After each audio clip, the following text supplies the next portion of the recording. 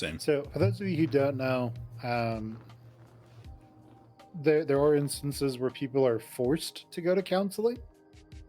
Sometimes this is when they are in prison. So, if you ever go to jail or prison, you'll have to go to therapy groups, and you usually don't want to be there.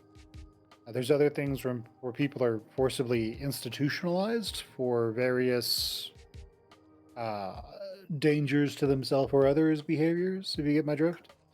Hmm. And they receive counseling that they don't necessarily want. They usually want it later, but they don't necessarily want it in the moment. And it's incredibly difficult to help them. But there's something that's even worse, which is when it's some sort of family counseling thing, and one of the people who are there for the marriage and family counseling just don't want to be there.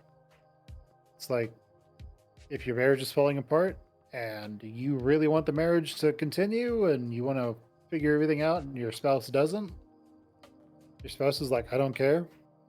Your spouse is going to sabotage marriage and family counseling sessions pretty much constantly until they either find a reason to want to be helped, maybe you dig into it enough, or they leave and the relationship falls apart. So this is just one of those things that if you ever end up working with a social worker, they'll be able to tell you all about this. Yeah, the homeless also notoriously do not want to be helped. Um, they will take the plan you just built for them over the course of like a week and immediately throw it in the trash and just go walk out onto the streets again because they like being on the streets. So, yeah. Really, the Jenna, you homeless probably. like being on the street? Yeah. So I've heard this that is a nice. some do. I've heard that some just don't want the responsibility of like life in general, like being part of society, working and having that responsibility and all the stuff that comes along with it, like, payments on car and house and rent and stuff. But really, Mhm. they'd prefer to be just homeless on the street? That sounds Yes. wild, but some people I've actually heard. Like, some guy said his mom was like that. She just didn't want to participate in society. She Yeah. just wanted to be homeless. Sorry, go ahead. There was a newscaster, and her mom. I forget who this newscaster was, but she grew up homeless because her mom was homeless. So after this newscaster gained enough success, she went and told her mom, "Why don't you just come live with me? I mean, I have an apartment, I have a spare room you can live in." And her mom's like, "No, I just want to go be homeless.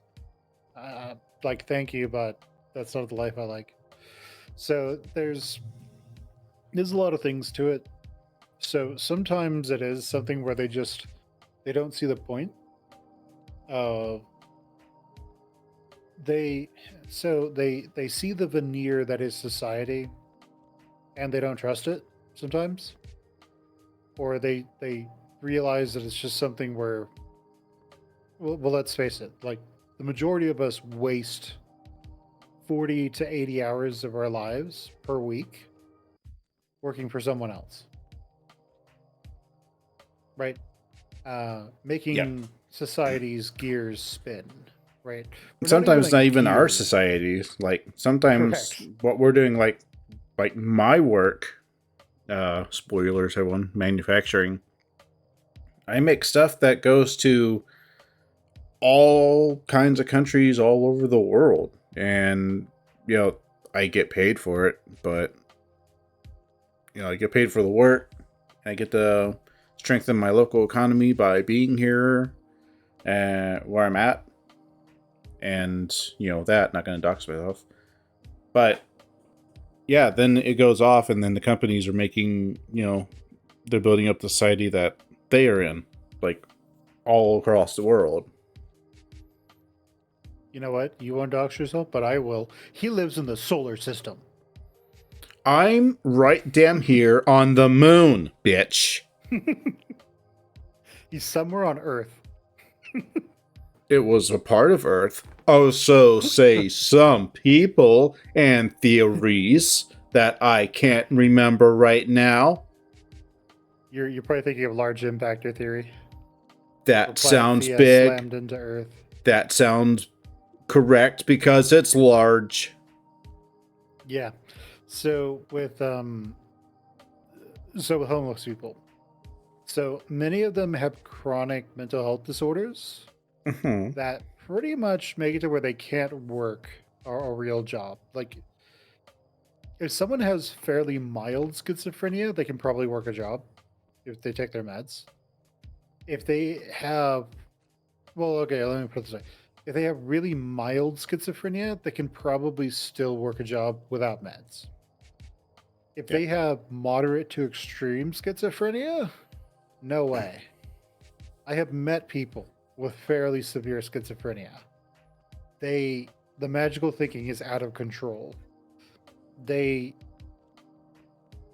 like, an example is they will literally get mad at you because they think that you are beaming negative thought energy into their room and making them think negative thoughts. I'm Brainiac now, I guess. But or that I'm magic, or they think that they have billions and billions of dollars owed to them and it's all in a bank account that they can't access because of the government. Right. So, also sometimes they just have extreme like antisocial personality disorder or something like that. Or the most insidious one, honestly, is they have extreme major depressive disorder, MDD. And we like to say like, oh, you're just depressed. Well, man up, woman up, get over it. But it's like, if it's just acute depression, like temporary depression, you can probably wait it out. But if it's MDD and it's chronic, man, you don't see the point of doing anything. Why the hell should I go to work and work hard and make money when tomorrow might not be anything worth doing? None of it matters. What's the point? Who cares? Right? All this stuff, all these extremely negative thoughts. And this basically just makes it to where they just can't get a job. Or when they get a job, the moment anything goes wrong, they're already out the door. They're just like, screw this. I can't deal with this crap. Right. So there's just you know so there's the mental health aspect, but then there's the other aspects where it's like sometimes they just want the freedom. Sometimes they're just so disillusioned with life, modern life, that they're just like, I don't care. Go and waste 40 to 80 hours of my life every week just to be able to afford some little like squalid living condition when I could instead just get a tent and go enjoy camping every day. Like people go and camp on their vacation days. I get to do it 24/7. Yeah. Right? I lived that So, life for a year. I know some people have to live it all the time. The one you're talking about, yeah. spend 40 hours a week just to afford a drafty shack, Mhm. and just like, ugh, yeah, I know exactly that. I did it for a year. I'm already like, what the hell's wrong with the country? I Yep. already knew it Yep. was messed up, but that just kind of really drove it home and got me really angry and motivated to go out and protest and Yeah. write my representatives a lot. Yeah. It's the whole thing of like, yeah, this is sort of a multifaceted issue, but just to really push that point home, if you were to move to Norway, there are fairly commonplace jobs in Norway that pay enough money for you to live fairly comfortably at like 30, 40 hours a week, where you're not struggling for money. I mean, a lot of it's oil industry stuff because Norway makes a lot of, or Norway pulls a lot of oil out, and you have to learn Norwegian. But hey, you'll actually understand what they're saying in the beginning of the Thing movie. But if you speak Norwegian, that movie is spoiled the moment the moment the Norwegians speak. You didn't know when you enjoy that? I mean, they basically say, "Get away! It's an alien and it's a monster." It just looks like a dog. It's basically what they sell them. Basically what they tell them. Hmm. So, but yeah, homeless people who are homeless. It's sometimes. Let me put it this way: life is about finding a system that you can exploit and exploiting it to your own success. So, if we go across the spectra of society, I guess you have the homeless people who understand that if they live frugally, if they go to soup kitchens, if they go to places like Salvation Army or whatever, where they can get food, food kitchens and stuff like that, then they can get a lot of food for basically nothing. Then they get their food stamps, and they can use their food stamps to buy other food that they need, and they can basically satisfy their needs. And so that's what they do, and they just camp out somewhere because again, they'd rather spend their time doing what they want to do instead of spending their time working. So Hmm. that's like the bottom strata, but they found a system. They also get free healthcare because they don't make any money. So, if it, whenever they get a boo boo or they get sick, they can go to the hospital and potentially be seen. Free of cost to them. Then you have the next level up, or which is like tradespeople. They really like trades. Actually, we'll go.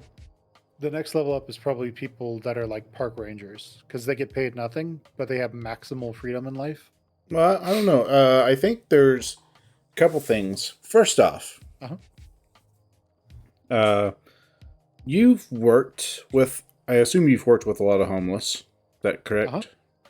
Yep. What percentage do you have? If you of your sample size, what percentage of those folks that you work directly with actually chose to be homeless and did not involuntarily become homeless?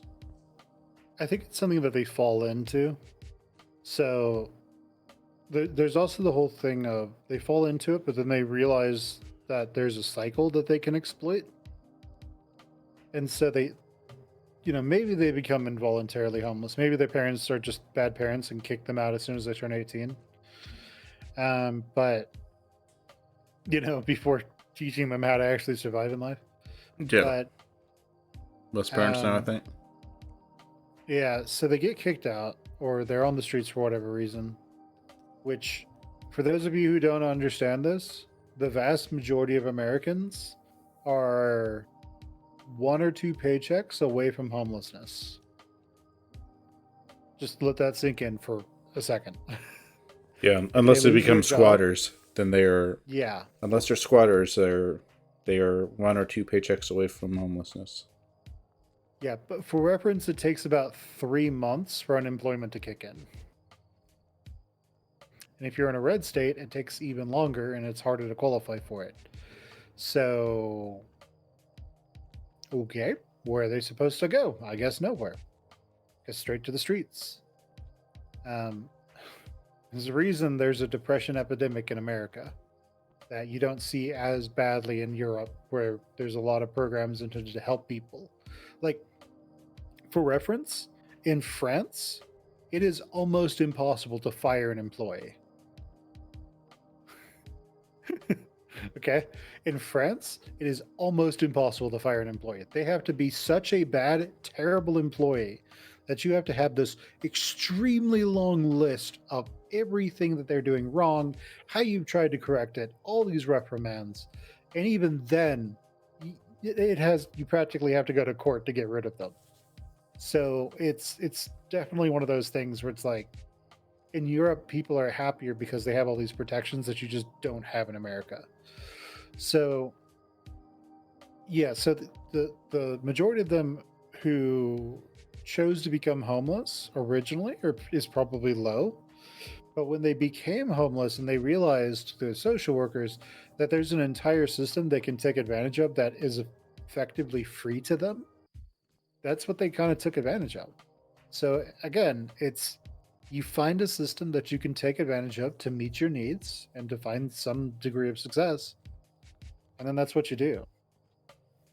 So for them to spell it out for everyone, the homeless cycle, as it's referred to, it starts with you being homeless and you're just camping, basically.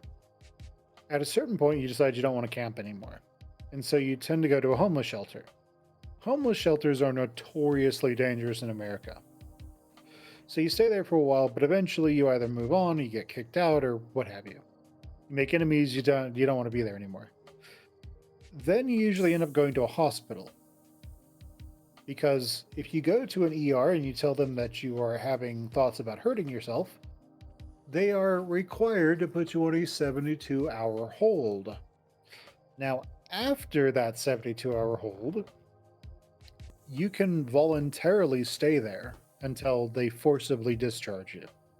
So now you're just hanging out in the hospital, doing your thing, and eventually, they hospitals are required to discharge you to a place. They're not allowed to just kick you out the door. They're also not allowed to just drive you to a state line and just drop you off. That's called state dumping. That's not allowed. So they have to for sure know that you're going somewhere. Now, if you decide to leave voluntarily, well, that's your problem. But they can't, just, the social workers there can't just drop you off somewhere because they don't want to deal with you anymore. So, yeah, it's usually homeless, then hospital, then homeless shelter, and then potentially jail or prison, and then back to the streets with homeless. The thing is that if people are playing their cards really well, they basically have their needs met almost permanently. So if you're homeless and on the streets, well, you probably just got out of somewhere. It's more of just the transition between a different state of housing, if you will. Um, so when you live in an area where the elements are actually dangerous to you, you'll typically have something that you'll see more homeless shelters in places where the elements are legitimately dangerous to you. In places where that's not the case, like the South in America, their their response is who cares? You're not going to freeze to death during the night, and you can probably get the shelter and drink enough water to not boil to death during the day. So they don't really care about you because you're not going to die. Because the main thing about shelters and stuff like that is the state just doesn't want to have to deal with your corpse. That's really it. Hmm. So, yeah, it is what it is. But